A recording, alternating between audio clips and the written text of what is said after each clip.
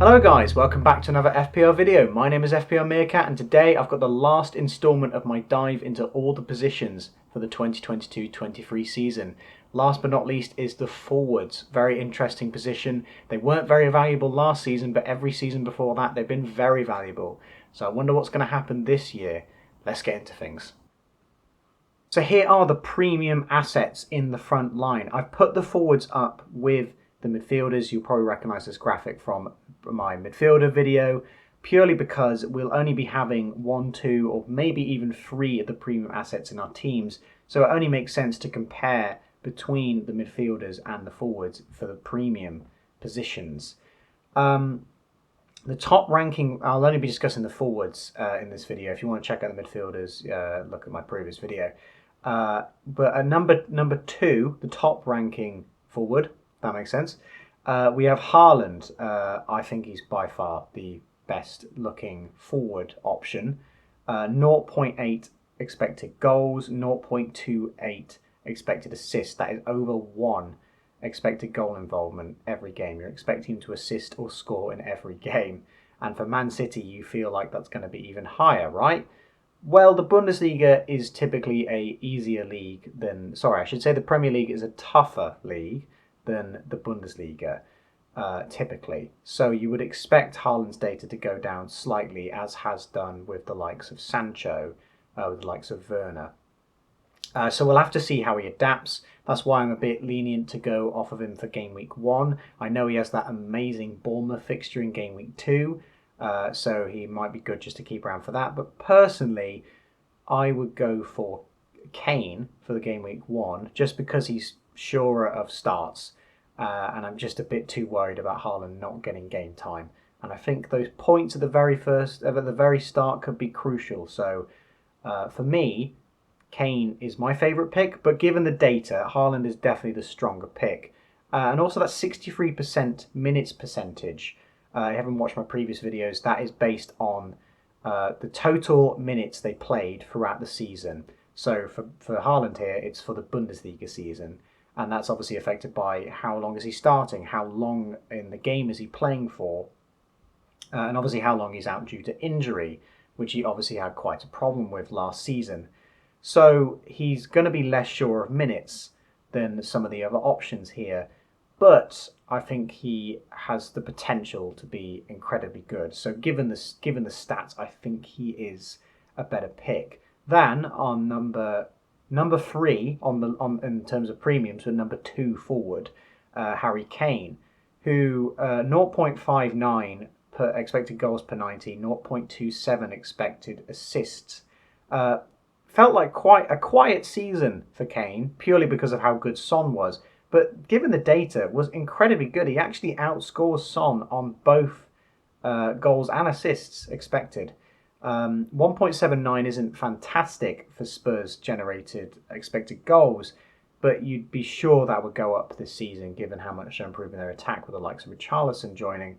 So I think Kane is a very solid asset, and depending on whether you believe in his slow start superstition, that he never tends to do well in August, I don't think that's particularly true. But we'll have to wait and see. I think he is a very solid pick. I think the 2 most expensive forwards are, by no one's surprise, the best 2 picks. At third place we have Nunez. His rank has gone up considerably given the recent injury to Jota. I think he is a better pick than Jota, obviously because Jota is now injured. I haven't considered him on the list for now. But yeah, that 0.66 expected goals at his time at Benfica, 0.22 expected assists. Very good stats, and obviously the Liverpool team generates so many chances. I wouldn't be put off by his misses in pre-season. It is pre-season, it's his first games in a new team. He's quite a young person. I really wouldn't be put off by it. He's definitely not someone I'd start the season with, but he's certainly someone to look out for if he starts getting a lot of minutes at Liverpool. Our next pick, number 8, is Ronaldo. 0.63 expected goals, 0.16 expected assists. Even in definitively Man United's worst season, he was incredibly good stats-wise. but 72% minutes percentage. You think that he's Man United's main attacking asset, but it does feel like age is catching up to him. He is playing less and less minutes. He can't start every single game. He's definitely a good pick for if Man United have a good double game week. He's definitely a differential pick for times, but a season keeper, he just can't be. He's not going to play every single game. There's going to be some cheaper forwards, I think, that outscore him. He's certainly a player of a lot of potential, but you'll really have to pick your moments, I think, with Ronaldo. And for the start of the season, I would avoid him. And same goes for Vardy in a slightly less sense, even though he's $1 million cheaper. Less attacking threats than Ronaldo. The team expected goals is lower. The fixture difficulty is pretty much on par.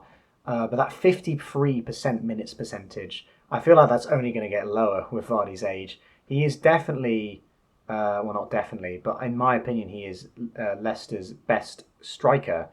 But he's just not going to be able to play all the minutes, and you're not really going to want to be paying 9.5 million for a forward who's only going to be playing half the games.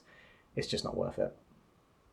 Up next, we have the mid-priced forwards. No, they are not midfielders. They are forwards. They're just mid-priced. I don't think there's a really good name for them. We have premiums and we have cheap players, but the middle one, there's not really a good name for them. Maybe you can suggest a better name for them in the comments. But budget forwards, that might be a good alternative. But now we have the mid-priced forwards, and the number one pick I have gone for Gabrielle Jesus.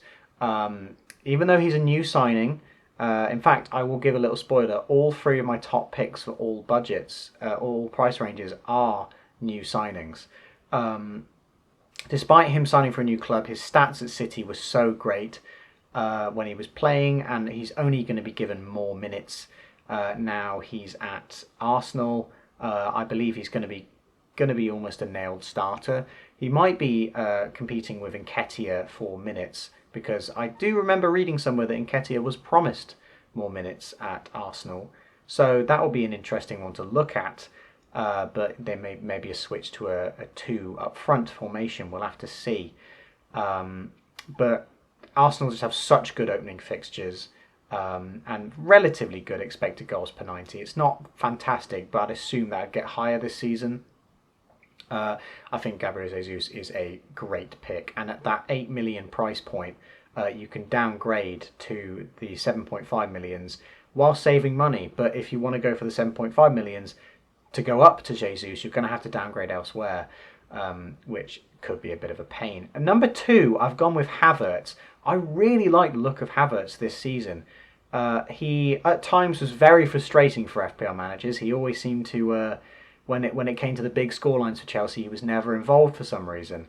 But even though he's been reclassified as a forward at 8 million, 0.53 expected goals per 90, 0.13 expected assists, 1.82 expected goals per 90 for Chelsea, and 12 on the fixture difficulty, he's a really good choice, I think. I think he's going to be given a lot more minutes. That 53% was purely because of Lukaku taking up a lot of the minutes up front.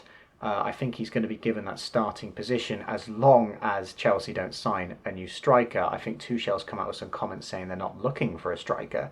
So I think Havertz is going to be handed that starting position. And I think he could really have a breakout season.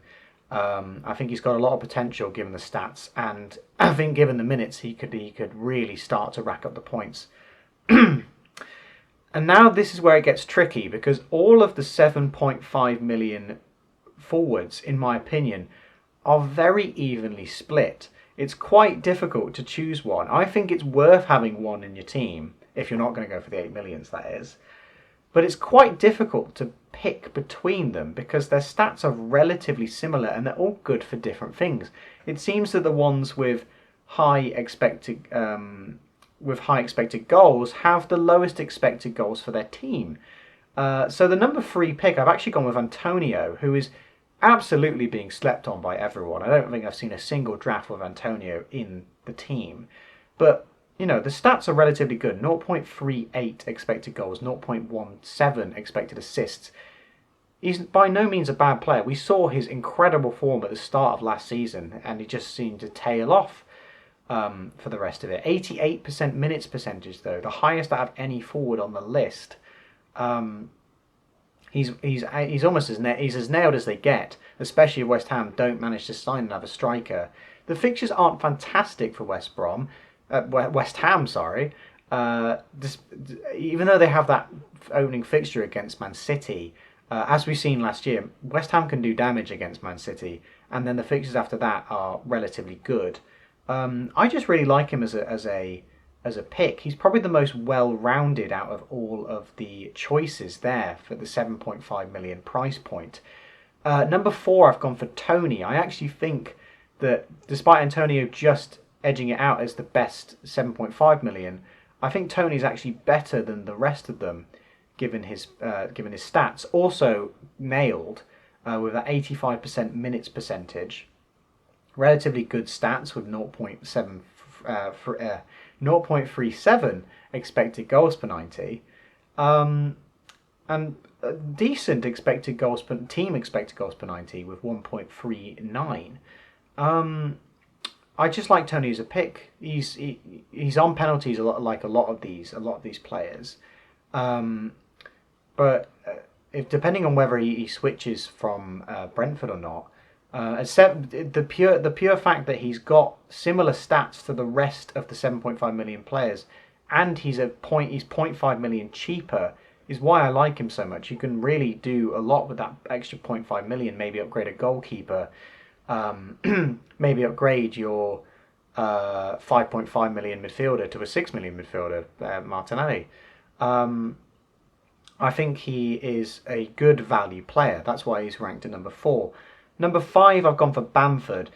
This is a bit of a risky one because Bamford, as you can see, has the highest expected goals out of the 7.5 million forwards, but obviously very injury prone.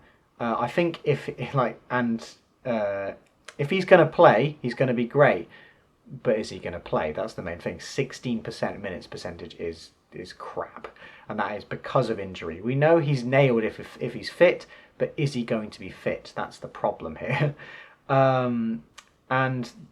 Leeds fixtures are actually fantastic at the beginning. They're some of the best in the league. So he might be one of those wait and see players, if I'm perfectly honest. But I think there's a lot worse picks than him. So I think Bamford could be a great differential pick. He's not very well owned. At number 6, I've got Watkins, who's probably the safest bet at the 7.5 million bracket. His opening fixture is great against Bournemouth. He's been in a couple of my drafts, but his expected goals are just slightly lower than the rest. And the expected goals per 90 for Aston Villa were just quite low. Even though 87% minutes percentage, he's also completely nailed. I don't think Ings really affects his minutes that much. Maybe his penalties, but we'll have to see. The stats just aren't fantastic for Watkins. I feel like he's very good at one-on-one situations. He's quite clinical. But when it comes to regular shooting, he just doesn't seem to have that edge that some of the other attackers do. He's probably the safest pick because we've actually seen a full season of him last season, so we know what his capabilities. But I feel like there's some more interesting picks at the 7.5 million bracket, so he's at number 6. Number 7, Calvert Lewin. Obviously, again, plagued by injuries. Less so than Bamford. But the expected data for Everton was just so much worse than Leeds, even without Bamford in the side. So I just think that Calvert Lewin is a worse pick than the others I've mentioned. He could also be a great player at the beginning of the season, given that Everton's fixtures are great to start off. 0.43 expected goals per 90 is nothing to ignore either, especially when Richarlison has now left.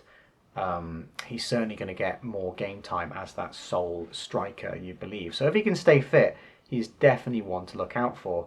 And at number 8 is Callum Wilson, who I've seen in a lot of drafts. Obviously, he has that great opening fixture against Nottingham Forest. But again, the expected data for Newcastle just wasn't as good as I was expecting. Again, hit by injuries, only 41% minutes percentage. And I've just got a worse feeling about Wilson in terms of how much he's going to play. I feel like he is the best striker at Newcastle, but I just feel like there's other options that can play in his place. So I can see him wearing himself down and just not playing as many minutes as some of the other forwards, and therefore getting less goals. Even though his own personal data, 0.45, is great in terms of attacking, the fixtures aren't fantastic for Newcastle. I know that he has a great opening too, but then Man City and Liverpool is just is tough. So you're really hoping if you pick Wilson that he does well in the first two, because if he doesn't, you're gonna really look to ship him on very quickly. But yeah, at 9 we've got Richarlison. He's suspended for the first game, and there's just so much uncertainty about Richarlison. Where is he going to play? How many minutes he's going to get? He's obviously not joining Spurs to sit on the bench all the time. So where is he going to play? I don't think there's any chance he plays up front. I feel like he's going to be playing on the wing. He's going to be playing where Kulusevski normally plays. But that 1.79 expected goals per 90, they generate a lot more chances than Everton did. But Richarlison is absolutely a wait and see. 8.5 million, he's definitely not worth bringing in for now. At the same price as Bowen, who you know is going to be starting all the time. He's definitely a wait and see. He could be a fantastic asset that we're just all overlooking right now. But for right now, I wouldn't consider him. And even below that, I've put Jimenez at number 10. Wolves' attacking data just looked terrible. And at 7 million, he's really not worth it. I'll be interested to see if he was at 6.5 million, would he be in a lot of teams? But the expected data for Wolves was just terrible. His own personal data, as you can see, he's considerably lower in expected goals per 90 than any of the other attackers on the sheet.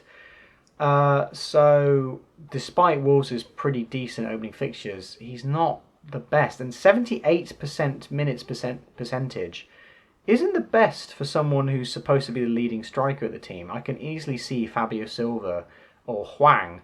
Actually, no, Hwang plays as a midfielder most of the time, didn't he? I can definitely see him losing some minutes down the road. Again, could be good at times, but I think to start off the season, I'd prefer Tony at that price point, and I prefer quite a few of the other choices at that price point. And lastly, we have the cheap forwards here. Now, this is probably the most difficult to make because there are quite a few cheap forwards to pick from. There's even some here who could be incredibly good assets that who are not on the list. I will get to them in a bit. But yeah, let's get into it. Number 1, I've put Undav. The new I think that's how you pronounce it. I could have butchered that. The new signing for Brighton.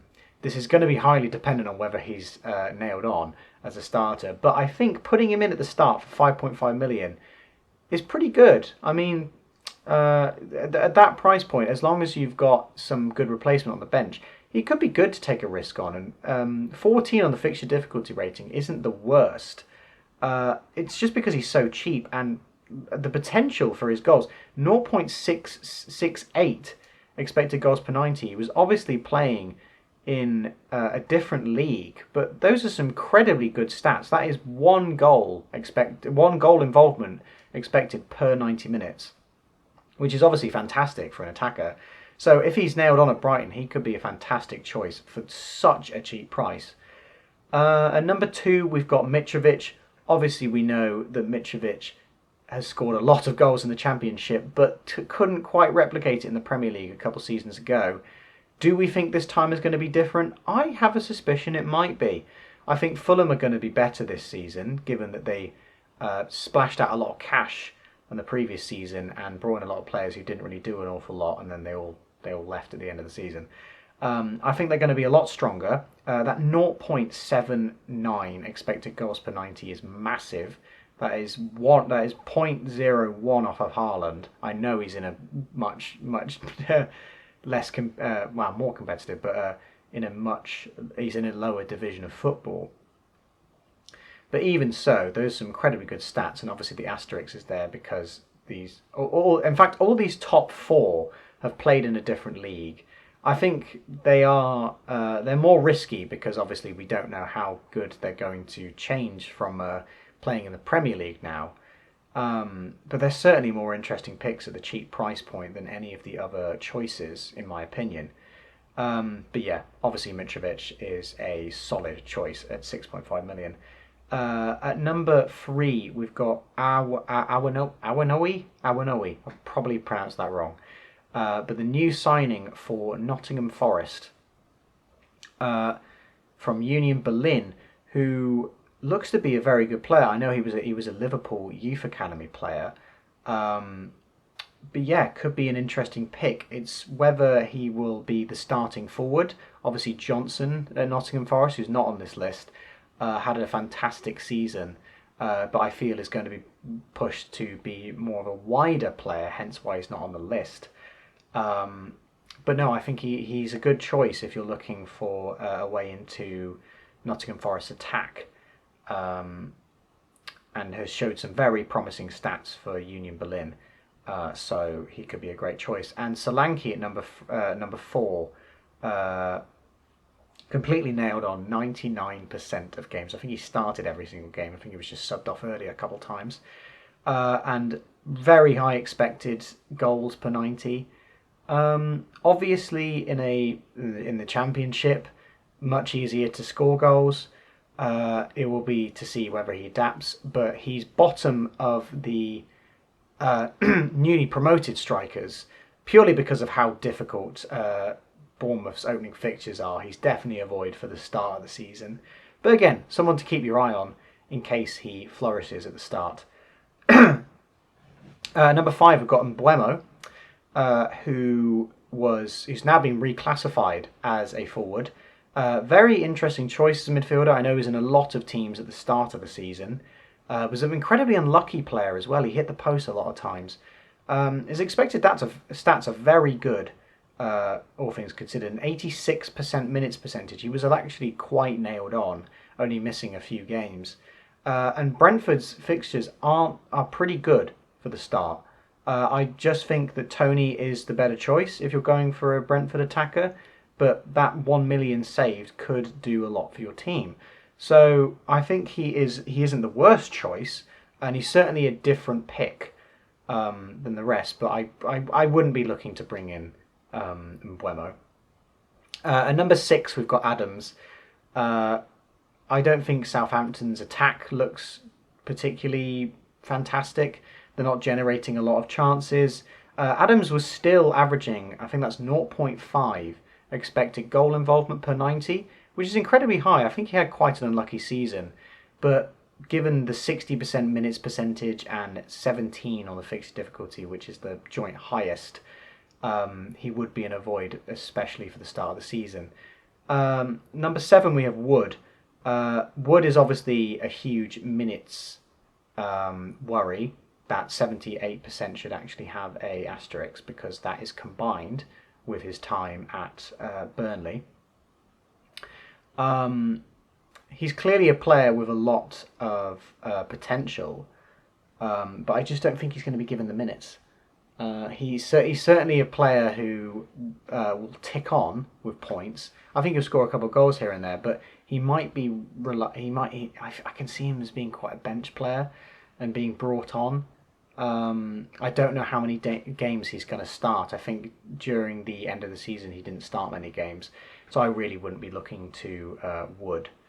At number 8 with Edouard, 5.5 million. Crystal Palace's attack is definitely very interesting because I believe all the strikers have been priced at 5.5 million. I've put Edouard as the highlighted one here. This could easily have been Mateta. But Edouard looks to be, I think he played the most minutes out of any of the strikers, and he didn't even play half the minutes. So that shows you how much rotation happens in the Crystal Palace front line. So obviously, if any of them get nailed, they could be great choices. But just the minutes risk at the moment, I might be steering clear of Edouard.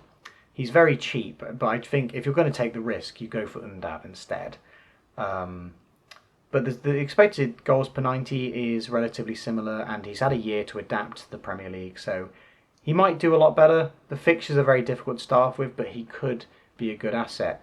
At number 9 we have Morpay. I never pick Morpay. He always seems to get a goal here and there. His expected stats aren't that great. Aren't that bad.